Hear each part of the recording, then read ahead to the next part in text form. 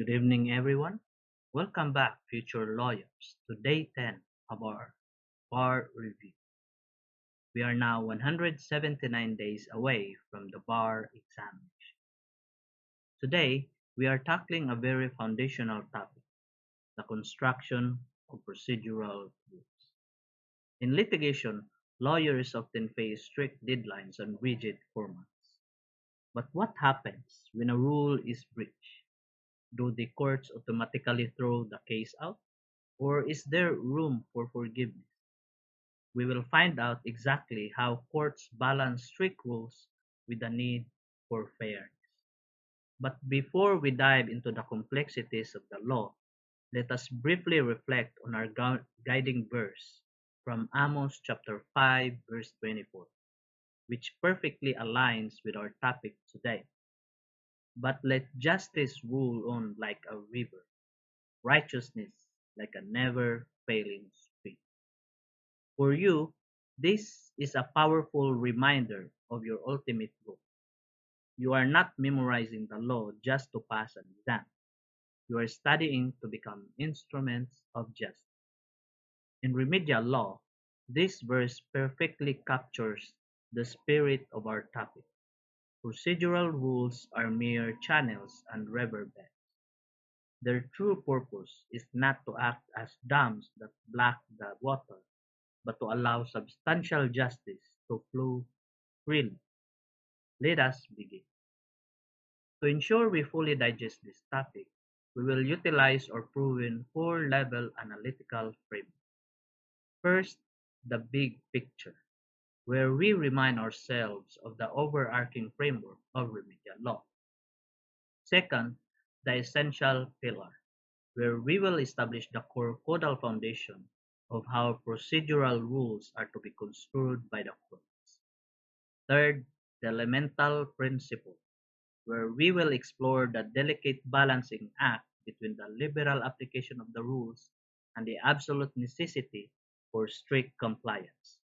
And finally, the root level, where we will look at the recent Supreme Court jurisprudence to see how this principle saves a litigant from rigid technicalities in actual practice. Let's jump in, starting with a big picture. As we discussed in our previous days, everything we are tackling right now falls under the umbrella general principle. Always keep in mind why we study this first. It is because they establish the foundational framework and the essential mechanisms required for the proper administration of justice. Before you can argue about the specific number of days to file an appeal or the technical grounds of a motion to dismiss, you must first understand the fundamental spirit that breathes life into these rules. And that spirit is substantial justice. Moving down to our essential pillar, what is the core rule on how we interpret and apply the rules of court? Under Section 6, Rule 1, the rules of court shall be liberally construed. Why? In order to promote the objective of securing a just, speedy, and inexpensive disposition of every action and proceeding. You must always remember the nature of procedural rules. They are mere tools designed to facilitate the attainment of justice.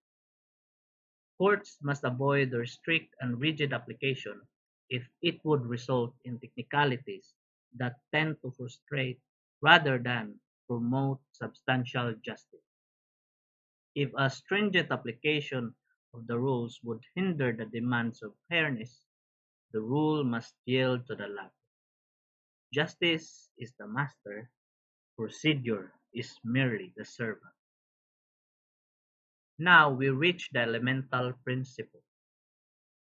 You might asking, you might be asking, if the rules are liberally construed, does that mean I can just ignore the deadlines and formats?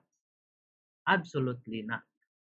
The Supreme Court has laid down the specific parameters on when a liberal construction of procedural rules is actually proper.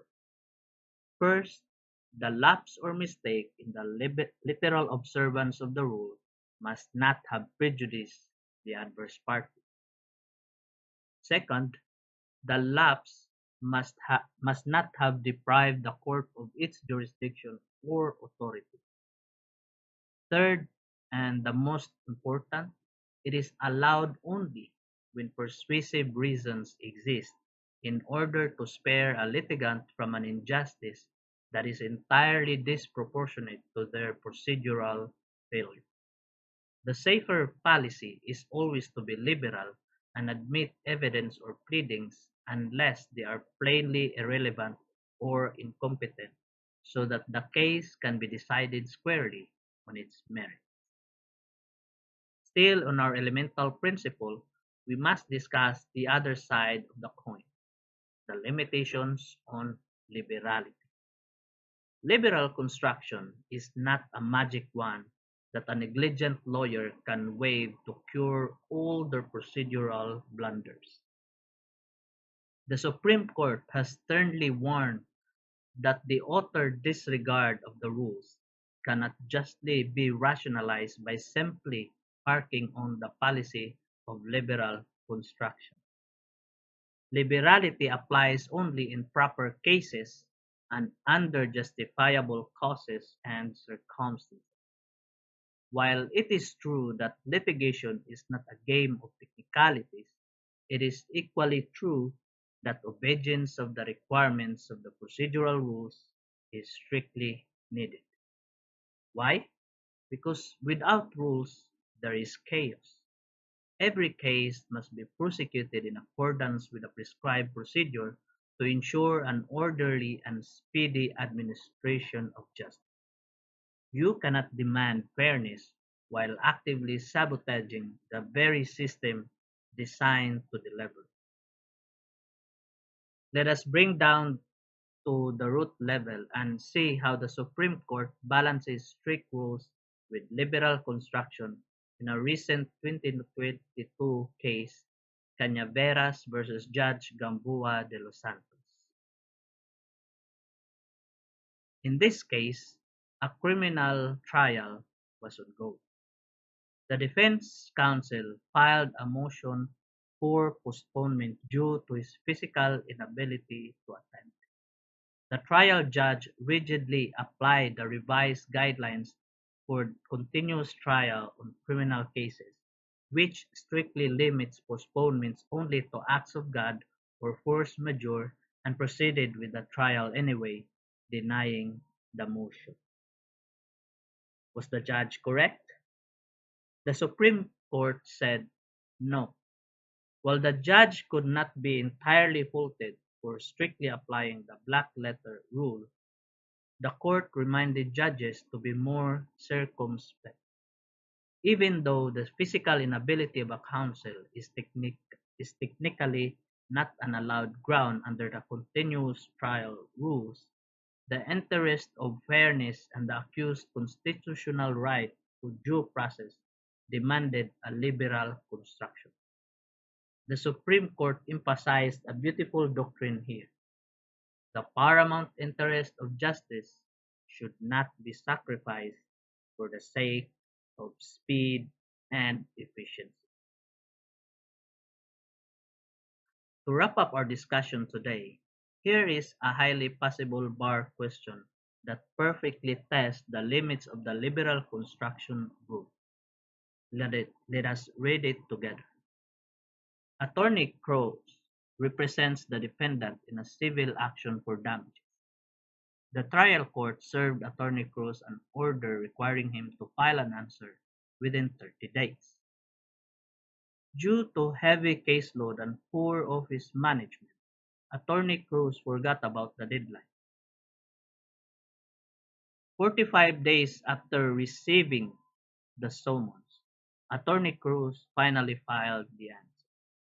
The plaintiff immediately filed a motion to declare the defendant in default for failure to file the responsive pleading on time. In his opposition, Attorney Cruz did not provide any valid excuse, but simply invoked Section 6, Rule 1 of the Rules of Court, arguing that procedural rules must be liberally construed so that his client's case can be decided on the merits rather than on mere technicality. Question: if you were the judge, would you admit the late answer based on the principle of liberal construction? Now, I am not going to give you the answer just yet. I want you to apply the principles we just discussed, especially the delicate balance between the objective of securing a just disposition and the prohibition against using liberal construction as a shield for inexcusable negligence. Draft your best, well-reasoned beer-style answer. We will tackle this exact problem together and evaluate your reasoning after 3 days. Thank you for joining me on day 10 of our bar review journey. Keep studying hard. Remember our guiding verse from Amos. And I will see you all in our next session.